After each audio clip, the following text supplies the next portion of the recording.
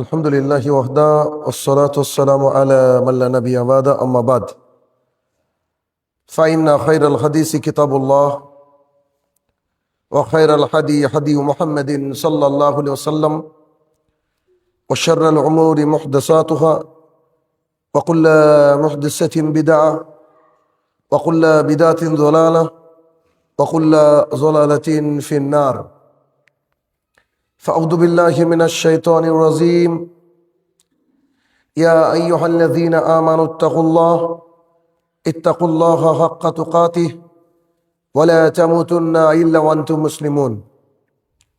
عن أبي هريرة رضي الله تعالى عنه قال رسول الله صلى الله عليه وسلم كل أمة تدخلون الجنة إلا من أبى قيل يا رسول الله من أبى قال من أطاعني دخل الجنة ومن أساءني فقد أبى. عن عائشة رضي الله تعالى عنها قالت قال رسول الله صلى الله عليه وسلم من عمل عملا ليس عليه أمرنا فهو رد. সম্মানিত উপস্থিতি, সর্বপ্রথম আল্লাহ সুবহানাহু ওয়া তাআলার বারগাহে শুকরিয়া জ্ঞাপন করব যে আল্লাহ তাআলা জুমার সালাত আদায় করার লক্ষ্যে মসজিদে প্রেরণ করেছেন, যিনি বিচার দিবসের একক এবং একচ্ছত্র অধিপতি। সে রব্বুল ইজ্জাতের বারগাহে শুকরিয়া জ্ঞাপনার্থে আমরা বলি আলহামদুলিল্লাহ। অতঃপর সমগ্র মানব জাতির শিক্ষক, সমগ্র মানব জাতির পথপ্রদর্শক মুহাম্মদুর রাসূলুল্লাহ সাল্লাল্লাহু আলাইহি সাল্লামের উপর শতকোটি সালাত ও সালাম বর্ষিত হোক, আমরা বলি আল্লাহুম্মা আমিন। আজ সংক্ষিপ্ত জুমার আলোচনার বিষয় হালাল রুজির প্রয়োজনীয়তা। উক্ত বিষয়ে তথ্য এবং তত্ত্ববহুল সংক্ষিপ্ত সময়ে কোরআন এবং সুন্নাহ মোতাবেক কিছু কথা পেশ করার চেষ্টা করব ইনশাআল্লাহুল আজিজ। আল্লাহ সুবহানাহু ওয়া তাআলা সমগ্র মানব জাতিকে তার জমিনে পাঠিয়েছেন একটা নির্দিষ্ট উদ্দেশ্য নিয়ে, আর সেই উদ্দেশ্য হচ্ছে যে সবাই আল্লাহ সুবহানাহু ওয়া তাআলার ইতাআত করবে, নবী রাসূলদের পেরবি করবে তথা তাদের কথা মেনে চলবে। আল্লাহ সুবহানাহু ওয়া তাআলা জানেন যে মানুষ সবাই তাকে মানবে না, অধিকাংশ মানুষ আল্লাহ সুবহানাহু ওয়া তাআলার বিধানকে বুড়ো আঙুল দেখাবে তথা কোরআন এবং সুন্নাহর পথে আসবে না। এই জন্য আল্লাহ সুবহানাহু ওয়া তাআলা যুগে যুগে নবী রাসূলদের সাথে সাথে অনেকে তিনি কিতাব দিয়ে পাঠিয়েছেন। সর্বশেষ নবী মুহাম্মদ সাল্লাল্লাহু আলাইহি সাল্লাম তিনাকে যে গ্রন্থ দিয়ে পাঠিয়েছিলেন তা হচ্ছে আল কোরআন এবং সহিহ হাদিস। সেই মোতাবেক আমাদের জীবন পরিচালনা হবে কিয়ামত পর্যন্ত। আমাদেরকে তেমনভাবে চলতে হবে যেমনভাবে চলার কথা কোরআন এবং সুন্নায় বলা হয়েছে। সামান্য কিছু ব্যতিক্রম হলে মহা বিপদ হবে, আমাদের থাকার জায়গা হবে জাহান্নাম, যা খুব ভয়াবহ, খুব কঠিন। তো তার মধ্যে অন্যতম একটা বিষয় হচ্ছে হালাল রুজি। হালাল রুজি যদি আমরা ভক্ষণ না করি, না খাই, তা আমাদের কি ক্ষতি হতে পারে, আমাদের ইবাদত কি আল্লাহ সুবহানাহু ওয়া তাআলার কাছে গৃহীত হবে, সেই বিষয়ে আজকের আলোচনা। আল্লাহ সুবহানাহু ওয়া তাআলা সূরা বাকারা সূরা নম্বর 2 আয়াত নম্বর 168 168 168 নম্বর আয়াত সূরা বাকারা 2 নম্বর সূরার 168 নম্বর আয়াতে আল্লাহ সুবহানাহু ওয়া তাআলা বলছেন ইয়া আইয়ুহান নাস, হে মানব সকল। আল্লাহ সুবহানাহু ওয়া তাআলা গোটা মানব জাতিকে ডাক দিয়ে বললেন ইয়া আইয়ুহান নাস, হে মানব সকল, কুলু মিম্মা ফিল আরদি হালালান তাইয়্যিবা ওয়ালা তাত্তাবিউ খুতুওয়াতিশ শায়তান। আল্লাহ সুবহানাহু ওয়া তাআলা বললেন যে পৃথিবীর বুকে যা পবিত্র, যা বৈধ, যা হালাল, তা হতে তোমরা খাবার খাও, অর্থাৎ ভক্ষণ করো। তোমরা শয়তানের পদাঙ্ক অনুসরণ করো না। সূরা বাকারার 168 নম্বর আয়াত অনুযায়ী আল্লাহ সুবহানাহু ওয়া তাআলা আমাদেরকে, সমগ্র মানব মণ্ডলীকে নির্দেশ দিলেন যে তার জমিনে যে খাবার রয়েছে এই খাবারের মধ্যে হালাল এবং পবিত্র বেছে বেছে খেতে হবে। তার মানে বোঝা যাচ্ছে পৃথিবীতে যত খাবার আল্লাহ তাআলা পাঠিয়েছেন সবগুলো হালাল নয়, সবগুলো পবিত্র নয়। যদি সবই হালাল এবং পবিত্র হতো তো আল্লাহ সুবহানাহু ওয়া তাআলা বলতেন না যে তোমরা হালাল আর পবিত্র বেছে খাও। বেছে খাওয়া মানে তার মধ্যে কোনো ঘটনা আছে, যেমন বাচ্চাকে বলা হয় যে মাছের কাঁটা বেছে খাও। তো এখানে বেছে খাওয়ার কথা বলা হয়েছে, মানে একটা অংশকে বাদ দিয়ে আরেকটা অংশ খাওয়ার কথা বলা হয়েছে। তো আল্লাহ সুবহানাহু ওয়া তাআলা আমাদেরকে সবাইকে বললেন যে হালাল এবং তাইয়্যব, অর্থাৎ যেটা হচ্ছে বৈধ এবং যেটা পবিত্র, তা হতে তোমরা খাবার গ্রহণ করো। ওয়ালা তাত্তাবিউ খুতুওয়াতিশ শয়তান, তোমরা শয়তানের পদাঙ্ক অনুসরণ করো না। অর্থাৎ অনেক মানুষ আছে রুজি রুটি ইনকামের সময় তোয়াক্কা করে না এটা হালাল নাকি হারাম, তো তারা শয়তানের রাস্তায় চলে, তোমরা শয়তানের রাস্তায় চলো না। অত্র আয়াতে আল্লাহ সুবহানাহু ওয়া তাআলা এটা বললেন। রাসূলুল্লাহ সাল্লাল্লাহু আলাইহি ওয়াসাল্লামের বহু প্রসিদ্ধ হাদিস রয়েছে, তার মধ্যে অন্যতম একটা হাদিস রাসূল সাল্লাল্লাহু আলাইহি ওয়াসাল্লাম বলেছেন, ওই দেহ জান্নাতে প্রবেশ করবে না যে দেহ হারাম মাল খেয়ে গঠিত হয়েছে। যে দেহ হারাম কিছু খেয়ে গঠিত হয়েছে তা জান্নাতে প্রবেশ করবে না, কারণ হারাম মাল দ্বারা গঠিত দেহ জাহান্নামের জন্যই তৈরি। তিরমিজির হাদিস, তিরমিজি শরীফের 614 নম্বর হাদিস, মুসনাদ আহমদেও রয়েছে। রাসূলুল্লাহ সাল্লাল্লাহু আলাইহি ওয়াসাল্লাম বলছেন যে কিছু শরীর যা হারাম মাল খেয়ে ভক্ষণ হয়েছে তারা জান্নাতে প্রবেশ করবে না, আর তারা জাহান্নামে যাবে, আর এই শরীরটা জাহান্নামের জন্যই তৈরি হয়েছে। তাহলে একটা আয়াত আর একটা হাদিস থেকে আমরা বুঝতে পারলাম যে সমগ্র মানব মণ্ডলীকে আল্লাহ সুবহানাহু ওয়া তাআলা বললেন যে খাবার খেতে হবে হালাল এবং পবিত্র। শুধু হালাল হলে হবে না, পবিত্র হচ্ছে কিনা দেখতে হবে। শুধু পবিত্র হলে হবে না, হালাল হয়েছে কিনা দেখতে হবে। তো দুটোর সংমিশ্রণে হালাল এবং পবিত্র বেছে বেছে খেতে হবে। আর হাদিস থেকে বুঝতে পারলাম যদি হালাল এবং পবিত্র খাবার দিয়ে আমাদের শরীর গঠন না হয়, আমাদের গোশত, আমাদের মাংস, আমাদের অস্থি, আমাদের মজ্জা যদি হারাম ভক্ষণ করে আমরা বেড়ে উঠি, আমাদের সন্তানরা বেড়ে ওঠে, তো তার জন্য আল্লাহ সুবহানাহু ওয়া তাআলা জাহান্নাম এর ব্যবস্থা করেছেন। অর্থাৎ অতীব গুরুত্বপূর্ণ এই যে শীতের রাত্রিবেলা ইবাদত করা কত কষ্টকর, বর্ষার সময় ইবাদত করা কত কষ্টকর, লম্বা দিনে রোজা করা কত কষ্টকর, সারা জীবনের ইনকাম 5-7 লাখ টাকা খরচ করে হজ করা কত কষ্টকর। সমস্ত কিছুরই মূল্য থাকবে না আল্লাহ তাআলার কাছে যদি আমাদের খাবার রুজি যা খাচ্ছি তা হারাম হয়। এতটুকু তো যথেষ্ট আমাদের মানব জাতির জন্য। যদিও অনেক হাদিস শোনাবো ইনশাল্লাহ যতটুকু সময় আছে, কিন্তু এখানে বোঝা যাচ্ছে যে আমাদের সমস্ত ইবাদতের অন্যতম মূল জায়গা হচ্ছে আমাদের রুজি রুটি, আমরা কেমন কি খাচ্ছি। এই খাবার যদি তৈয়ব হয়, পবিত্র হয়, এটা যদি সুন্দর হালাল হয়, আল্লাহর রাস্তায় হয়, তাহলে সেটা আমাদেরকে গ্রহণ করতে হবে। নইলে যা অত সুন্দর হোক না কেন, খুবই সুস্বাদু হোক না কেন, তা থেকে আমাদেরকে কি করতে হবে, দূরে থাকতে হবে যে কোনো মূল্যে, নইলে খাওয়া যাবে না। আরো একটা কোরআনের আয়াত, এটা আরো বেশি স্পষ্ট এবং সুন্দর, ক্রিস্টাল অ্যান্ড ক্লিয়ার। সূরা মুমিনুন, অত্র সূরার 51 নম্বর আয়াত, 51, হ্যাঁ 51 নম্বর আয়াত। আল্লাহ সুবহানাহু ওয়া তাআলা বলেন, ইয়া আইয়ুহার রাসূল। একটু আগের যে আয়াত পড়লাম তাতে আল্লাহ তাআলা বলেন ইয়া আইয়ুহান নাস, সমস্ত মানুষকে বললেন।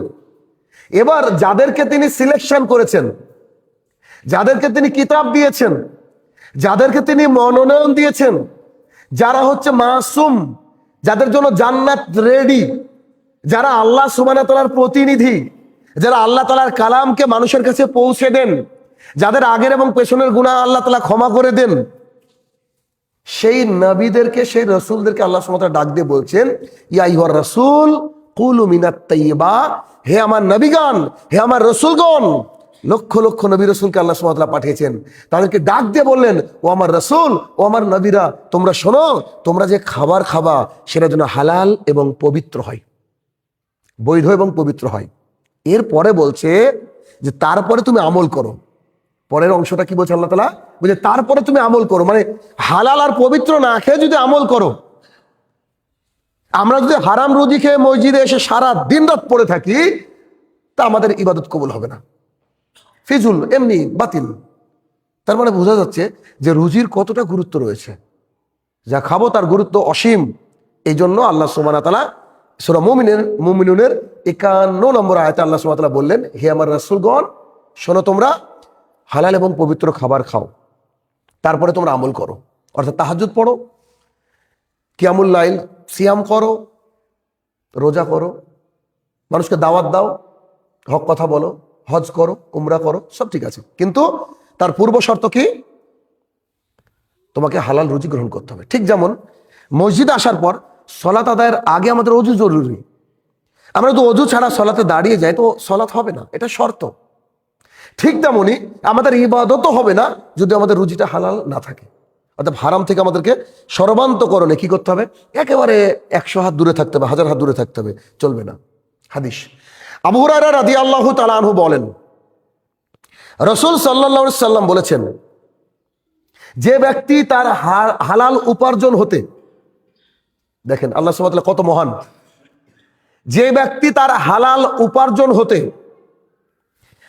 একটা খেজুর পরিমাণ সাদাকা করে, একজন মানুষ ইনকাম করলো বৈধভাবে, হালালভাবে, মাঠে ফসল ফলালো, এটা ইনকাম।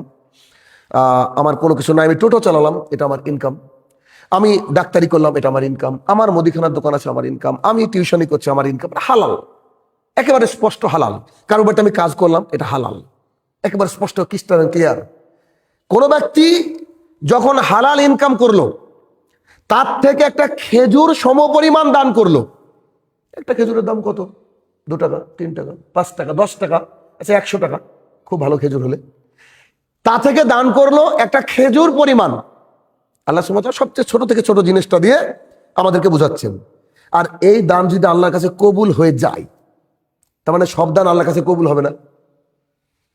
আবু হুরায়রা রাদিয়াল্লাহু তাআলা আনহু বলেন, রাসূলুল্লাহ সাল্লাল্লাহু আলাইহি ওয়াসাল্লাম বলেছেন, কেউ তার হালাল ইনকাম থেকে একটা খেজুর পরিমাণ, মানে খেজুর দান করতে হবে এমনটা নয়, খেজুর পরিমাণ টাকা, খেজুর পরিমাণ চাল, খেজুর পরিমাণ গম, অল্প কিছু দান করলো, আর ওই দানটা আল্লাহর কাছে কবুল, মানে হারাম কিছু না, কবুল, হক, কবুল হয়ে গেল। আল্লাহ সুবহানাহু ওয়া তাআলা শুধুমাত্র পবিত্র এবং হালাল জিনিসই গ্রহণ করেন। তার মানে যেটা আমি দিলাম ওটা যদি পবিত্র এবং হালাল হয়, সেটা কি করবে? আল্লাহ গ্রহণ করবে, এবং আল্লাহ সুবহানাহু ওয়া তাআলা সেটা ডান হাতে গ্রহণ করে। সুবহানাল্লাহ বিহামদিহি। আমরা যে দানটা করব ওটা যদি হালাল হয়, একেবারে সূক্ষ্ম থেকে সূক্ষাতি, মানে অল্প হয়, সেই দানটা আল্লাহ তাআলা খুশি মনে কোথায় গ্রহণ করেন? আল্লাহ তাআলা ডান হাত দিয়ে নেন, এতটুকু নয়। নেওয়ার পরে আল্লাহ সুবহানাহু ওয়া তাআলা বান্দার কল্যাণার্থে দানটাকে বাড়াতে থাকেন। কেমন করে? হাদিসটা শুনেন, যে হাদিসটা বলছে, এটা রানিং হাদিস চলছে। রাসূলুল্লাহ সাল্লাল্লাহু আলাইহি ওয়াসাল্লাম বলছে, তোমরা যেমন অশ্ব শাবক, ঘোড়ার বাচ্চা, অশ্ব, অশ্ব হচ্ছে বাংলা ভালো স্ট্যান্ডার্ড ভাষা, অশ্ব মানে ঘোড়া। তোমরা যেমন ঘোড়ার বাচ্চাকে ধীরে ধীরে ধীরে ধীরে পালন করতে করতে করতে করতে সুন্দর করে গড়ে তোলো, আল্লাহ সুবহানাহু ওয়া তাআলা তোমাদেরকে ওই খেজুর পরিমাণ বা খেজুর সমতুল্য হালাল যেটা তোমরা আল্লাহ রাস্তায় দান করেছো, সেটাকে আল্লাহ সুবহানাহু ওয়া তাআলা অশ্ব শাবক অর্থাৎ ঘোড়ার বাচ্চার মতো প্রতিপালন করতে থাকে, প্রতিপালন করতে থাকে, করতে করতে করতে করতে করতে আল্লাহ সুবহানাহু ওয়া তাআলা এটাকে একেবারে পাহাড় সমান করে ফেলে। আল্লাহ সুবহানাহু ওয়া তাআলা কি করে? এটাকে একেবারে পাহাড় সমান করে ফেলে। কল্পনা করতে পারছেন? এটা তো বুখারী হাদিস, মানে আঙুল ঢুকানোর, সুচ ঢুকানোর রাস্তা নাই। 1401 মানে 1401 নম্বর হাদিস। আর বর্ণনা করেছেন সবচেয়ে যে হাদিস, যে সাহাবী বেশি হাদিস বর্ণনা করেছেন, আবু হুরায়রা রাদিয়াল্লাহু তাআলা, কোনো সন্দেহ নাই। আল্লাহর জমিনে কোরআনের পরে সবচেয়ে অথেন্টিক গ্রন্থের নাম হচ্ছে বুখারী। তো এই হাদিসে তো কোন রকমের কোনো চিন্তার কোনো কারণ নেই, একেবারে হক সহিহ হাদিস। তাহলে হাদিসটা কি আরো একবার একটু বলার চেষ্টা করি, যে আল্লাহ তাআলা বলছেন, মুহাম্মদ সাল্লাল্লাহু আলাইহি ওয়াসাল্লাম বলছেন, যে কোনো বান্দা যদি আল্লাহর রাস্তায় একটা খেজুর পরিমাণ দান করে, যদি হালাল হয়, আল্লাহ সুবহানাহু ওয়া তাআলা ওটাকে ডান হাতে নেয়। এটা একটা বেনিফিট, প্রথম জায়গা। 2 নম্বর, আল্লাহ ওটাকে লালন পালন করতে থাকে, যেমন করে ঘোড়ার বাচ্চা তোমরা আদর করে, যত্ন করে, সুন্দর করে লালন পালন করো।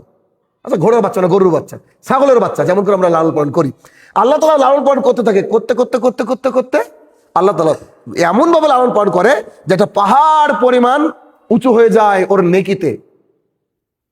এই হচ্ছে হালাল জিনিসের বরকত, বারাকাত। এটা হচ্ছে হালাল জিনিসের বরকত। এই জন্য হালাল আমাদেরকে রুজি গ্রহণ করতে হবে, অন্য কোনো ব্যাপার নাই। কারণ হালাল রুজি ব্যতীত ইবাদত কবুলই হবে না। দলিল আসেন, আবু হুরায়রা রাদিয়াল্লাহু তাআলা আনহু বলেন, রাসূল সাল্লাল্লাহু আলাইহি সাল্লাম বলেছেন, ইন্নাল্লাহা তাইয়্যিবুন, নিশ্চয় আল্লাহ পবিত্র, নিশ্চয় আল্লাহ পবিত্র, আমাদের মাবুদ অবশ্যই পবিত্র তিনি। লা ইয়াকবালু ইল্লা তাইয়্যিবা, পবিত্র জিনিস ছাড়া তিনি গ্রহণ করেন না। আল্লাহ সুবহানাহু ওয়া তাআলা আমাদের মাবুদ, তিনি কি পবিত্র, আর তিনি নিজেই পবিত্র, এই জন্য তিনি পবিত্র জিনিস ছাড়া কি করেন না, গ্রহণ করেন না। অর্থাৎ আল্লাহর কাছে দিতে গেলে, আল্লাহর কাছে যেতে গেলে, নিজের শরীরটা নিয়েও যেতে গেলে হালাল খেয়ে যেতে হবে। এই জন্য রাসূলুল্লাহ সাল্লাল্লাহু আলাইহি সাল্লামকে আল্লাহ সুবহানাহু ওয়া তাআলা আদেশ করেন যে মুমিনদেরকে আদেশ করো বা বলে দাও যে একজন ব্যক্তি, শোনো, একজন ব্যক্তি, রাসূল সাল্লাল্লাহু আলাইহি ওয়াসাল্লাম উদাহরণ দিচ্ছে যে আল্লাহ পবিত্র, পবিত্র জিনিসটা তিনি গ্রহণ করেন না। ও মুমিনরা তোমরা শোনো, একজন ব্যক্তি সফরে ছিল, দেহেতে সফরে ছাপ, ধুলোবালি মাখা শরীর, চুলগুলো এলোমেলো, পরিপাটি নয়।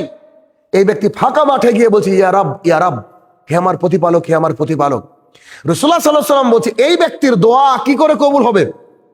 এই ব্যক্তি যে পোশাকটা পরেছে ওটা হারাম, ও যে খাবার খেয়েছে আজকে ওটা হারাম, ও যে পানীয় পান করেছে সেটা হারাম, আর ওর বেড়ে ওঠা গুজিয়া বিল হারাম, ওর বেড়ে ওঠাটাও হারাম। এর দোয়া কি করে কবুল হবে? এই হাদিসে মজার দুটো বিষয় রয়েছে, হাদিসে মজার দুটো বিষয় রয়েছে। এটা সহিহ মুসলিমের হাদিস 2393 নম্বর হাদিস। এখানে মজার বিষয় কি? এক, যে আল্লাহ তাআলা পবিত্র, তিনি অপবিত্র জিনিস গ্রহণ করে না। তো যা অপবিত্র, সুদ, ঘুষ, এরকম কিছু আল্লাহ গ্রহণ করবেন না, এগুলো গ্রহণ করবেন না আল্লাহ, কারণ আল্লাহ পবিত্র নিজেই। আচ্ছা, 2 নম্বর পয়েন্ট কি? রাসূল সাল্লাল্লাহু আলাইহি ওয়াসাল্লাম উদাহরণ দিলেন একজন ব্যক্তি যে সফরে ছিল, এলোমেলো চুল, সফরে থাকলে তো মানুষ সুন্দর পরিপাটি থাকতে পারে না। তো এই সফরে থাকা ব্যক্তি দোয়া করলো, কিন্তু আল্লাহ তার দোয়া কবুল করলো না। এটার মানে কি বোঝাচ্ছে? এটার মানে হচ্ছে, আরো একটা হাদিসে রাসূল সাল্লাল্লাহু আলাইহি ওয়াসাল্লাম বলছে, 3 শ্রেণীর ব্যক্তির দোয়া আল্লাহ ফিরিয়ে দেন না। 3 শ্রেণীর ব্যক্তি দোয়া করলেই কবুল হবে ইনশাআল্লাহ। 3 শ্রেণীর ব্যক্তি দোয়া করলেই কবুল হবে। তার এক শ্রেণীর ব্যক্তি হচ্ছে মুসাফির, যে ব্যক্তি আল্লাহ রাস্তায় বেরিয়ে যাচ্ছে, বা যে ব্যক্তি রাস্তায় বেরিয়ে পড়েছে, খাবার যা আছে তাই নিয়ে বেরিয়ে পড়েছে, এই ব্যক্তি রাস্তার মধ্যে যদি কোনো দোয়া করে, তো সেই ব্যক্তির দোয়াকে ফিরিয়ে দেওয়া হয় না। অথচ হাদিসে বর্ণিত এই ব্যক্তির দোয়া কবুলই করা হলো না। এর মানে কি? এর মানে হচ্ছে মুসাফির ব্যক্তির দোয়া তখনই কবুল হবে যদি তার খাবারটা হালাল হয়। যেমন আরেকটা দোয়া কার ফিরিয়ে দেওয়া হয় না? মা বাবার। মা বাবা যা দোয়া করবে বাচ্চার জন্য তাই লেগে যায়। এই জন্য মা বাবাকে খুব সতর্ক সাথে চলতে হয়। যতই রাগ হোক, মা বাবার জন্য, সন্তানের জন্য বদ দোয়া করতে হয় না। কিন্তু মা বাবার দোয়া তখনই লাগবে যদি মা বাবার রুজি হালাল হয়। এটা হচ্ছে শর্ত। দোয়া কবুলের অন্যতম শর্ত হচ্ছে কি? হালাল রুজি হওয়া লাগবে। যদি হালাল রুজি না হয়, যেই দোয়া করুক না কেন কবুল হবে না। দুটো তো বলে দিলাম, আর একটাও বলে দিই। 3 নম্বর হচ্ছে মাজলুম। মাজলুমের দোয়া আল্লাহ তাআলা ফিরিয়ে দেন না, মাজলুমের দোয়া আল্লাহ কবুল করেন। মাজলুম কি? আমি এমন কোন অপরাধ আছে যেটা করিনি, একটা অপরাধ আমি করিনি, কিন্তু আপনি আমাকে সেই অপরাধ অনুযায়ী ফাঁসিয়ে দিলেন। আপনি আমাকে বলছেন এই ব্যক্তি এইরকম। আমি যদি এই মুহূর্তে আপনার জন্য কোনো দোয়া করি, তখন এই দোয়া আল্লাহ কবুল করে নেয়। তার মানে কি? কোন ব্যক্তি যখন মাজলুম, ধরেন বর্তমানে এসআর হচ্ছে, সত্যি যদি নাগরিকত্বের প্রমাণ দিয়ে মানুষ এদেশে থাকতে পারে তো আলহামদুলিল্লাহ।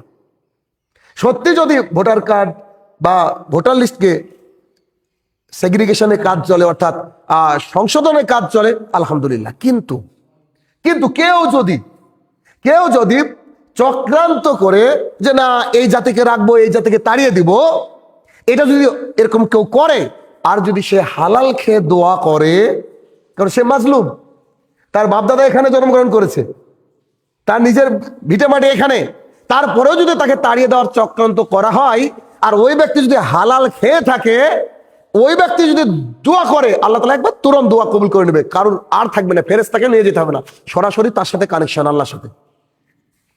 তাহলে মাজলুম, এই জন্য মাজলুমের দোয়া কবুল হয়। সবকিছু বলা যায় না, সোশ্যাল মিডিয়ায় যাই, আপনারা নিজে দেখেছেন যে একজন অনেক বড় আলেম একটা দোয়া করেছিল, যখন তাকে জেলখানায় নিয়ে যাওয়া হয়, মারা গিয়েছে, আল্লাহ তাআলা ক্ষমা করুক তাকে। যখন জেলখানে নিয়ে যায় তখন আকাশের দিকে তাকিয়ে দোয়া করেছিল যে যারা আমার উপরে জুলুম করেছে তারা একদিন অত্যাচারিত হবে। এখন দেখেন কেউ নাই, কেউ নাই, তারা একটা দেশেও নাই, কে যে কোথায় পড়ে আছে ঠিক নেই। তো মাজলুমের দোয়া আল্লাহ তাআলা কবুল করে, তবে যারা মাজলুম তাদের দোয়া থেকে সাবধান। এজন্য কে কার জন্য কষ্ট পেয়ে যদি একটু চোখের পানি ফেলে, আপনার ইবাদত করে কাজ হবে না, কি হবে? এজন্য কাউকে কষ্ট না দেওয়া থেকে দূরে থাকতে হবে। মাজলুম খুব ডেঞ্জারাস জিনিস। এই তিনটে, এর মধ্যে থেকে একটা অংশ নিয়ে নিলাম যে এদের দোয়া তো আল্লাহ কবুল করেই, কোনো আর থাকে না, কোনো দেওয়াল থাকে না, কোনো পর্দা থাকে না, অথচ ওই ব্যক্তির দোয়া কবুল করা হলো না যে ব্যক্তি দোয়া আল্লাহ কবুল করবেনই বলেছেন। কেন? শুধুমাত্র তার রুজিটা ছিল হারাম, তাই। আরেকটা হাদিস, ইবনে ওমর রাদিয়াল্লাহু তাআলা আনহু বলেন, রাসূল সাল্লাল্লাহু আলাইহি সাল্লাম বলেছেন, পাক পবিত্রতা ব্যতীত সালাত কবুল হয় না। পাক, একটু আগে বললাম যেটা, পাক পবিত্রতা ব্যতীত অর্থাৎ ওযু ছাড়া সালাত কবুল হয় না। আর হারাম হারাম যা মানে সম্পদ, সেই সম্পদের দান খয়রাত কবুল হয় না। মানে সালাত আদায় করতে গেলে অজু যেমন লাগবে, অজু ছাড়া যেমন সালাত হয় না, ঠিক তেমনি যদি কোনো কিছু দান করতে চাই, ওই রুজিটা যদি আমার হারাম থাকে সেটা কবুল হবে না। এটা মুসলিম শরীফের শুরুর দিকের হাদিস, 557 নম্বর হাদিস। তাহলে অত হাদিস থেকেও বুঝতে পারলাম যে কি, যা হালাল তা গ্রহণীয়, যে হারাম তা বর্জনীয়। আর যদি হারাম বর্জন না হয় তাহলে আমরা যতই দোয়া করি না কেন সব দোয়া বিফলে যাবে। আমরা অনেক মানুষই বলি যে আমাদের দোয়া কবুল হয় না, এত দোয়া করি আল্লাহ শুনতে পাই না, ইত্যাদি ইত্যাদি। বিশ্বাস করেন, একেবারে মিথ্যা কথা। আপনি আজকে থেকে আপনার হারাম, কারণ আপনি কি হারামের মধ্যে আছেন এটা আপনি ছাড়া আর কেউ জানে না, তো আল্লাহ জানে, বাকি পৃথিবীর কেউ জানে না হয়তো বা। ওই হারাম আপনি গোপনে গোপনে করছেন, ওই গোপন হারামটাকে আপনি কি করেন? ত্যাগ করেন। ত্যাগ করে ওখান থেকে বেরিয়ে এসে আল্লাহর কাছে দোয়া করেন, দেখবেন ইনশাল্লাহ আপনার দোয়া কবুল হবে। জুনদুব রাদিয়াল্লাহু তাআলা আনহু বলেন, রাসূল সাল্লাল্লাহু আলাইহি সাল্লাম বলেছেন, মানুষ মারা যাওয়ার পর যে অংশটা তার প্রথমে পচন ধরে, মানুষ মারা যাওয়ার পর যে অংশটা প্রথমে পচে দুর্গন্ধ ছড়ায় তা হচ্ছে তার পেট। পেট, মানুষের পেট পচে প্রথম দুর্গন্ধ ছড়ায়। দেখেছেন? বিজ্ঞানের বাবা হচ্ছে মুহাম্মদ সাল্লাল্লাহু আলাইহি সাল্লাম। কে দেখলো কবরের মধ্যে? কিন্তু তিনি বলে দিয়েছেন, প্রমাণ করে দেখেন, এটাই হবে, নিশ্চিত হবে, 100% হবে, there is no doubt at all, কোনো রকমের কোনো সন্দেহ নাই। তিনি বলছেন মানুষ মারা যাওয়ার পর প্রথম যে অঙ্গটা তার পচে যায় সেটা হচ্ছে পেট। খবরদার তোমরা হালাল জিনিস ছাড়া এইটাকে পরিপূর্ণতা দান করো না। মানে পেটের মধ্যে তোমরা হালাল ছাড়া হারামকে ঢুকিও না। মানে যতটা মানে সম্ভব ততটা তোমার নিজেকে কন্ট্রোল করো, আর হারাম অ্যাভয়েড করো। হালাল দ্বারা তোমরা কি করো? তোমাদের এটা পবিত্র, মানে পেটটাকে পবিত্র এবং হালাল মানে হালাল জিনিস দিয়ে, অর্থাৎ খাবার দিয়ে তুমি এটাকে ঢুকে নাও বা পরিপূর্ণতা দান করো। অনেক মানুষ আছে হারাম হালালকে তোয়াক্কা করে না, কিন্তু কবর তো কেউ কাউকে হেল্প করবে না।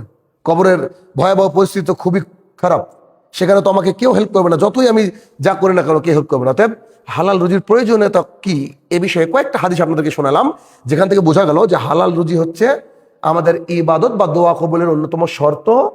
হালাল রুজি যদি না হয় তাহলে আল্লাহ তাআলা নবী রাসূলকে সতর্ক করেছে যে তোমরা ইবাদত করবে, তার পূর্বে হালাল রুজি করো। আর হালাল রুজি আল্লাহ শুরুতেই বলে দিয়েছেন যে হালাল তোমাদের উপরে যে বিছিয়ে দেওয়া আছে দুনিয়া, তার মধ্যে তোমরা সেখান থেকে হালাল এবং পবিত্র গ্রহণ করো। আল্লাহ সুবহানাহু ওয়া তাআলা আমাদেরকে সেই সহি বুঝদান করুক, আমিন। আলহামদুলিল্লাহি ওয়াহদাহু ওয়াসসালাতু ওয়াসসালামু আলা মান লা নাবিয়্যা বা'দা, আম্মা বা'দ। এখন একটা প্রশ্ন আসে যে হালাল তো আমরা বুঝি, যেমন এমন গরুর গোস্ত আপনি জবাই করছেন, এটা হালাল, বৈধভাবে জবাই করলে। আপনি ছাগলের গোস্ত জবাই করছেন, এটা হালাল।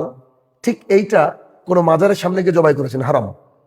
এইটাকে বিসমিল্লাহি আল্লাহু আকবার না বলে জবাই করেছেন, হারাম। একই জিনিস। দেখেন, মানে একটাতে আপনি বিসমিল্লাহ আল্লাহু আকবার বলেছেন, তা হালাল। একটা আপনি আল্লাহর জন্য জবাই করেছেন, তা হালাল। ওইটা আবার মাজারের সামনে জবাই করেছেন, এটা হারাম। তার মানে খালি যে শুয়োরের গোস্তই হারাম এমনটা না। যদি আমি হারাম টাকায় ব্যবসা করি, হারাম কিছু করি, তাদের যদি খাসির গোস্তও কিনি, গরুর গোস্ত কিনি, সবগুলো হারাম হবে। এজন্য হারাম সুস্পষ্ট, হালাল সুস্পষ্ট, যদি বোঝার চেষ্টা করি। এখন যে পয়েন্ট আলোচনা করবো তা হচ্ছে সন্দেহপূর্ণ জিনিসও হারাম। হ্যাঁ, যদি কোথাও কোনো সন্দেহ আসে, প্রশ্ন উঠে, ধরে নিতে হবে সেটা হারাম।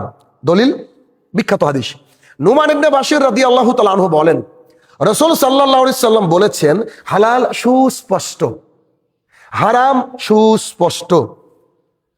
হালাল আর হারাম উভয়ের মাঝে রয়েছে সন্দেহ। যে ব্যক্তি সন্দেহ থেকে নিজেকে পরহেজ করলো, বাঁচিয়ে নিল, সেই ব্যক্তি তার ইজ্জত, দ্বীন, ইসলাম, আবরু অনেকটা উন্নততর জায়গায় নিয়ে গেল। আর যে ব্যক্তি এগুলাকে হারামে মানে তোয়াক্কা না করে হারামে লিপ্ত হলো, সেই ব্যক্তি তার মান, সম্মান, দ্বীন সব ধ্বংস করে দিল। যেমন একথা বলা পর যেমন প্রত্যেকে তো তোমরা গরু ছাগল চড়াও, প্রত্যেক রাজারই আলাদা আলাদা আলাদা চারণ ক্ষেত্র আছে, সবার একটা নিষিদ্ধ এরিয়া আছে। ওই নিষিদ্ধ এরিয়ায় কেউ যদি গরু ছাগল আইলের উপরে চড়ায়, ওই গরু ছাগলকে ওইদিকে মুখ দেবে? সাহাবায়ে কেরাম বলছে নিশ্চিত দেবে। রাসূল সাল্লাল্লাহু আলাইহি ওয়াসাল্লাম বলছে যা সন্দেহ তা হারাম। তাহলে এই যে হাদিস, এটা সহিহ বুখারীর হাদিস, একেবারে শুরু হাদিস, 52 নম্বর হাদিস, প্রথম খণ্ড 52 নম্বর হাদিস। রাসূল সাল্লাল্লাহু আলাইহি ওয়াসাল্লাম এটা বলতে চাইলেন যে হালাল আর হারাম সুস্পষ্ট। এখন ধরেন কথার কথা, অনেকে মনে করে, বহু মানুষ কিন্তু মনে করে যে যে বিড়ি, জর্দা, খৈনি এগুলো তো অনেক মানুষ খায়, অনেক আলেমরাও খায়, এগুলা কি? এগুলো তো হারামে হারাম 12-13 বছর যাবৎ বলে আসছে, 13 বছর দলিল সহ। তারপরে অনেক মানুষ তো বুঝে না। কিন্তু সাপোজ কথার কথা যে এইটাকে যদি সন্দেহের তালিকা রাখি 1 মিনিটের জন্য, 1 মিনিটের জন্য সন্দেহের তালিকা রাখি, তাহলে এই হাদিস অনুযায়ী এটাও তো হারাম। কেন? যদি কোনো কিছুতে সন্দেহ থাকে আর ওটাকে যদি ত্যাগ করা হয়, তাহলে সেই ব্যক্তির ইজ্জতকে আল্লাহ সংরক্ষণ করবেন, তার দ্বীনকে আল্লাহ সংরক্ষণ করবেন, তার কালেমার পতাকাকে আল্লাহ তাআলা উড্ডয়ন করবেন। তাহলে দ্বীন ইসলাম আর ইসলামের ইজ্জতকে বাড়াতে গেলে, আপনার আমার ইজ্জতকে বাড়াতে গেলে পুরোপুরি হারাম থেকে কি করতে হবে? দূরে থাকতে হবে। আর যা সন্দেহ তার থেকে কি করতে হবে? দূরে থাকতে হবে। যা সন্দেহ তার থেকে চুপচাপ দূরে থাকতে হবে, কিছু করার নেই। অতএব যদি দূরে থাকতে পারেন তাহলে আল্লাহ তাআলা সম্মান বাড়িয়ে দেবে, যে সম্মান পৃথিবীর কেউ নষ্ট করতে পারবে না। হাসান রাদিয়াল্লাহু তাআলা আনহু বলেন, হাসান ইবনে আলী রাদিয়াল্লাহু তাআলা আনহু বলেন, রাসূলুল্লাহ সাল্লাল্লাহু আলাইহি ওয়াসাল্লামের এই বাণীটা, একটা কথা, নাতি বলছে আমার নানার কথা, যে আমি খুব ভালোভাবে স্মরণ রেখেছি, আমার খুব মনে আছে। আমি মুহাম্মদ সাল্লাল্লাহু আলাইহি ওয়াসাল্লাম বলেছে, সেটা কি? শোনো, তোমার যে কাজে খটকা মনে হবে, যে কাজে তোমার খটকা মনে হবে যে whether it is হারাম, মেবি এটা হারাম হতে পারে, তো সেই কাজ আমি সব সময় পরিহার করি। রাসূল সাল্লাল্লাহু আলাইহি ওয়াসাল্লাম আমাকে বলেছে সেই কাজ কি আছে? ছেড়ে দাও, ওটাকে ছেড়ে দাও। সত্য এবং শুদ্ধির ক্ষেত্রে দ্বিধা সৃষ্টি হয় না।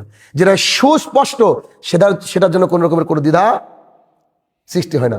মা বাবা মারা গেল, কবরের পাশে গিয়ে দোয়া করার হাদিস আছে শত শত। কেউ মারা গেল, তার জন্য দোয়া করার হাদিস শত শত আছে। দান সাদকা করার হাদিস আছে, কিন্তু মিলাদ করার হাদিস নাই। তখনই মনে হচ্ছে যে একটু দেখিত খুঁজিত না, সন্দেহ ছেড়ে দেবে। যা সন্দেহ, কোনো রকমের কোনো প্রশ্ন হবে না। যেটা সন্দেহ চুপচাপ ছেড়ে দেন, যতই খিদে লাগুক না খিদে, অসুবিধা কি?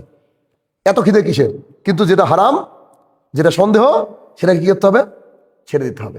আবু বকর রাদিয়াল্লাহু তাআলা আনহু বলেন, রাসূল সাল্লাল্লাহু আলাইহি ওয়াসাল্লাম বলেছেন, যে দেহ হারাম দ্বারা প্রতিপালিত হয়েছে, হারাম খেয়ে খেয়ে খেয়ে খেয়ে গড়ে উঠেছে, সেই দেহ জান্নাতে প্রবেশ করবে না। সে দেহ জান্নাতে প্রবেশ করবে না। দ্বীন ইসলাম কত কঠিন জানেন? অনেক কঠিন। যদি আমরা মনে করি, দিনাজপুরে কয়েকদিন আগে ঘটনা, একটা প্রোগ্রাম থেকে নেমেছি, একটা ছেলে, ইয়াং ছেলে আমাকে এসে বলছে, স্যার আমার মা বাবা আমাকে মেরে বের করে দিয়েছে বাড়ির থেকে। কেন? তো বলছে তারা হারাম খাবার খায়, এ করে, আমি এগুলো থেকে নিষেধ করেছি। তো আমাকে বলছে তুই বড় পণ্ডিত হয়েছিস, আমাকে বাড়ি থেকে মেরে বের করে দিয়েছে। আর আমি দ্বীন ইসলাম আপনাদের বক্তৃতা শুনে শিখেছি, দাড়ি রেখেছি, 5 ওয়াক্ত সালাত আদায় করি, এই জন্য বাড়ি থেকে মেরে বের করে দিয়েছে। তো আমি বললাম যে আলহামদুলিল্লাহ, ভালো, কি হয়েছে? বলছে না, এটা প্রশ্ন না, প্রশ্ন হচ্ছে বের করে দেওয়ার কিছুদিনের মধ্যে আমি চাকরি পেয়েছি, এখন আমি ভাড়া বাড়িতে থাকি, কিছু করার নেই, কিন্তু আমি আমার মা বাপকে এখনো সাহায্য করতে চাই। কি করে সাহায্য করবো? আমি আপনার জন্য ফরজ। আপনার মা বাবা যদি জমি জমা না দেয়, কিছু না দেয়, কিচ্ছু করার নেই, আপনাকে যেভাবে হোক দিতে হবে। প্রয়োজন হলে আপনার খালার বাড়িতে টাকা দেন, 10,000 টাকা দেন, খালা দিয়ে দিক মাকে, যে কোনো কায়দায়, কিন্তু আপনাকে দিতে হবে। দেখেন, শুধুমাত্র সামান্য দ্বীন ইসলামের জন্য প্রতিবাদ করার কারণে বাড়ি থেকে বের করে দিয়েছে মা বাবা। এরকম কত দৃষ্টান্ত পৃথিবীর বুকে রয়েছে। এই জন্য আবু বকর রাদিয়াল্লাহু তাআলা যে হাদিসটা পেশ করলাম, যে তিনি কি বলেছেন, যে রাসূল সাল্লাল্লাহু আলাইহি ওয়াসাল্লাম বলেছে, যে দেহ হারাম খাবার দিয়ে গঠিত, সে দেহ জান্নাতে যাবে না। তখন আমার আব্বা হারাম ইনকাম করছে, তাহলে আমি কি করবো? আমি ওটা খেলে তো আমি জান্নাতে যাবো না, তাহলে কি তো আমাকে তাহলে ত্যাগ করতে হবে, আমাকে রাস্তাটাকে দূরে করে নিতে হবে। জাবের রাদিয়াল্লাহু তাআলা আনহু বলেন, রাসূল সাল্লাল্লাহু আলাইহি ওয়াসাল্লাম বলেছেন যে দেহের গোশত গোস্ত, এর আগে দেহ বলা হলো, যে গোস্ত হারাম মানে লাহামুন, যে গোস্ত হারাম মাল দ্বারা গঠিত হয়েছে তা জান্নাতে প্রবেশ করবে না, তা জাহান্নামেরই সমীচীন। অসংখ্য হাদিস রয়েছে, বহুবার শুনেছেন আমার মুখ থেকে হাদিস। তার মানে কি, যে খাবার হারাম, যে খাদ্য হারাম তা কি করা যাবে, সবসময় পরিহার করতে হবে, তা ত্যাগ করতে হবে। ত্যাগ না করলে আমাদের ইবাদত কবুল হবে না। আর সন্দেহ যা আছে, সন্দেহ যখনই সন্দেহ হয়ে যাবে তাকে সাইডে করে দিতে হবে। পরে হাদিস, আবু হুজাইফা রাদিয়াল্লাহু তাআলা আনহু বলেন, রাসূল সাল্লাল্লাহু আলাইহি সাল্লাম বলেছেন, কয়েকটা উদাহরণ দিব আপনাদেরকে যে কি কি হারাম। অনেক কিছু হারাম যেটা আমরা জানি না, বাকি অনেক কিছু আছে, কিন্তু কয়েকটা উদাহরণ দেবো হাদিস মোতাবেক। তো এইখানে আবু হুজাইফা রাদিয়াল্লাহু তাআলা আনহু বলেন, রাসূল সাল্লাল্লাহু আলাইহি ওয়াসাল্লাম বলেছেন যে কুকুরে রক্তের মূল্য হারাম। রক্ত কাউকে ডোনেট করলেন, রক্তের মূল্য, কাউকে রক্ত বিক্রি করছেন, এটা জায়েজ নয়।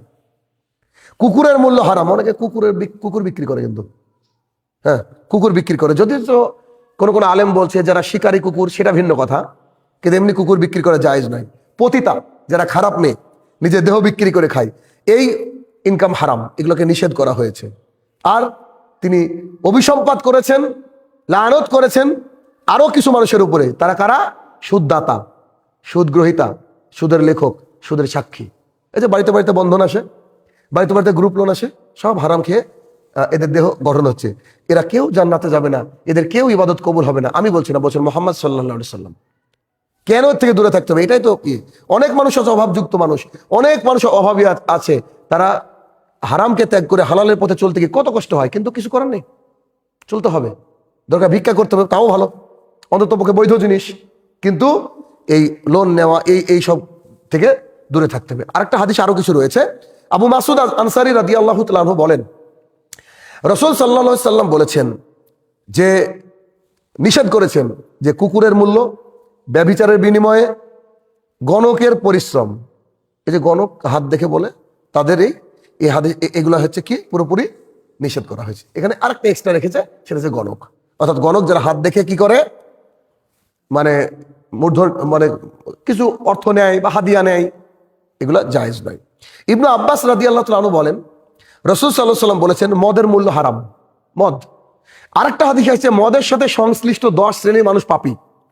যে মদের জন্য, ওই যে মদ বলতে গেলে বিড়ি, সিগারেট, জর্দা সবকিছু মদ, কিন্তু যেমন মদের জন্য তামাক পাতা লাগানো, যে লাগাচ্ছে সে হারাম ইনকাম করলো, যে ওটাকে মানে পরিচর্যা করছে ইনকাম করলো, ওটাকে কাটছে গিয়ে হারাম, ওটাকে ট্রান্সপোর্ট করছে মানে ওখান থেকে নিয়ে আসছে হারাম, যে তৈরি করছে হারাম, যে ওটাকে ডিস্ট্রিবিউট করছে ওখান থেকে দোকান পর্যন্ত হারাম, যে আবার ওটা খাচ্ছে হারাম, যে আবার দিচ্ছে খাওয়ার জন্য, তুমি নেও খালি, হারাম। এরকম 10 শ্রেণীর মানুষ হারামের সাথে যুক্ত। তাহলে দেখেন গা, মুদিখানার দোকানগুলো খেয়াল করে দেখেন গা, যে হারামের মানে জর্দা, খৈনি, এগুলা মানে কোনো ব্যাপারই না। হুজুর তো ফতোয়া দিয়েছে চলবে, হুজুর কিন্তু কিয়ামতের মাঠে দাঁড়াবে না, হুজুর পালিয়ে যাবে। অতএব এগুলো হচ্ছে হারাম। তাহলে মদের মূল্য হারাম ইবনু আব্বাস থেকে, ব্যভিচারের মূল্য হারাম, জুয়া, নেশাদার দ্রব্য, যত কিছু আছে এগুলো সব হারাম। আর এগুলো সবই বললাম